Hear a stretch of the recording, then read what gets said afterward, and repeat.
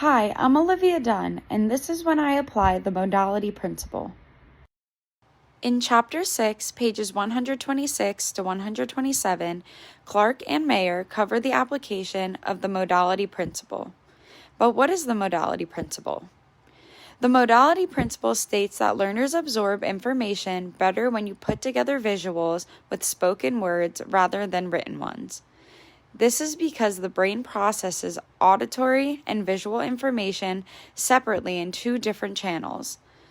So by splitting the load between what we see and what we hear, we can avoid overloading the visual channel and having text and images on a screen together.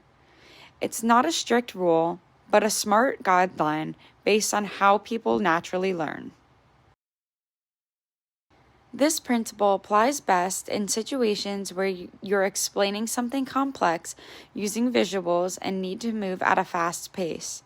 Rather than making learners read on-screen text while trying to understand a graphic, speak the words. It unloads pressure from the visual processing system to focus on interpreting the image while the ears handle the narration. This makes it much easier to keep up and understand the content.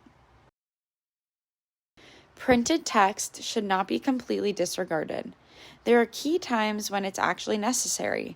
If you're introducing new vocabulary, outlining a step-by-step process, or providing instructions, printed words offer a reference learners can go back to. It's also important when learners are unfamiliar with the material or if their first language isn't being used. These are cases where written support helps, not hurts. Another exception is when learners can go at their own pace. If they can pause, rewind, or take breaks, the urgency for spoken narration is not needed. Learners have time to read and understand printed content without feeling pressured or rushed. So in self-paced learning environments, the modality principle becomes less of a priority.